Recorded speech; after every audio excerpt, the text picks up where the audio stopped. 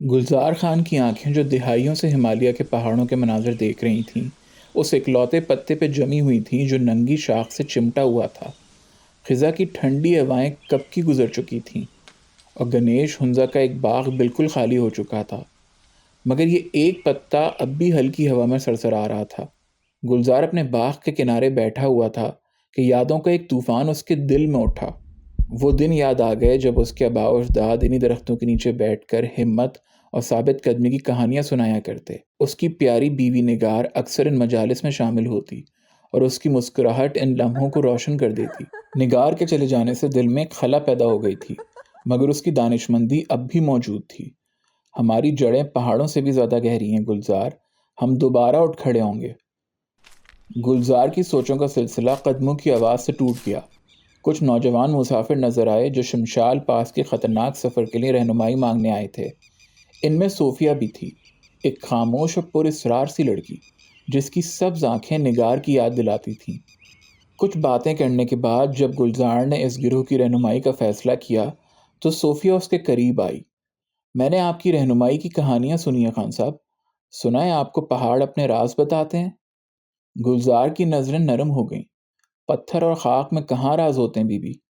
صوفیہ نے اصرار کیا، پھر بھی کچھ تو بتائیے۔ گلزار خان نے ایک ٹھنڈی آہ بھری اور پھر بولا، دیکھتا کچھ نہیں پر سب کی خبر رکھتا ہوں، حقیقت اور تیرے بیچ کی فکر رکھتا ہوں، بدقسمت ہوں دور کی نظر رکھتا ہوں، روح کی تسکین کو اوج قمر رکھتا ہوں، دکھاتا بیج ہوں پاس شجر رکھتا ہوں، بولتا کم ہوں قلب میں غدر رکھتا ہوں، بدگمانی دیکھ لافانی منظر رکھتا ہوں، خاک ہوں خاک میں ملنے سے ڈر رکھتا ہوں۔ ظاہر تھا کہ گروہ کو اندازہ نہیں تھا کہ یہ معمولی سا آدمی کافی غیر معمولی ہے۔ یہ گروہ شہر سے آئے ہوئے لوگ تھے جو اس سخت راستے کو فتح کرنے کا خواب لیے ہوئے تھے۔ ان میں طاہر تھا، ایک پرکشش کاروباری شخصیت، لیلا ایک ابھرتی ہوئی فوٹوگرافر، اور عامر ایک سافٹ ویئر انجینئر۔ ہر ایک کی اپنی وجہ تھی اس خطرناک سفر پہ نکلنے کی۔ جیسے جیسے وہ اوپر چڑھتے گئے، گلزار اپنے آباء و اجداد کی کہانیاں سناتا رہا جنہوں نے صدیوں تک ان پہاڑوں کا سامنا کیا تھا۔ گروہ دل جمی سے سنتا رہا، قدیم دانش میں محو ہوتا گیا۔ پہاڑ ہمیں صبر سکھاتے ہیں۔ گلزار کی آواز ہوا کے ساتھ سفر کر رہی تھی، ہر قدم ہر سانس ہماری ثابت قدمی کی گواہی ہے۔ صوفیہ گلزار کے ساتھ چل رہی تھی، اس کی نظریں سامنے کے راستے پہ تھیں۔ خان صاحب، آپ کو کیا چیز چلائے رکھتی ہے؟ صوفیہ نے ہلکی آواز میں پوچھا۔ گلزار کی نظریں افق پہ جم گئیں۔ میری زندگی کی محبت نگار مجھے ایک وراثت دے گئی ہے۔ اس کے الفاظ، اس کی دانش اب بھی مجھے راستہ دکھاتے ہیں۔ تیسرے دن ایک شدید طوفان آیا جس نے گروہ کو ایک قریبی غار میں پناہ لینے پہ مجبور کر دیا۔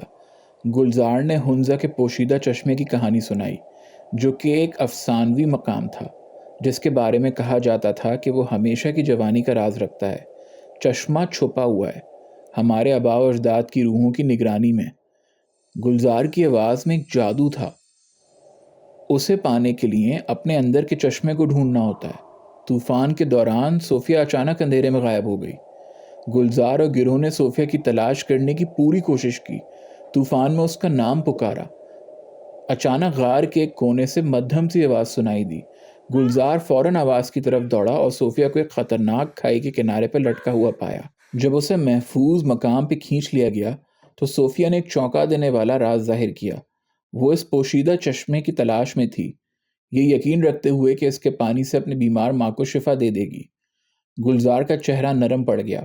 یہ چشمہ کوئی جسمانی مقام نہیں ہے، یہ ایک حالات وجود ہے۔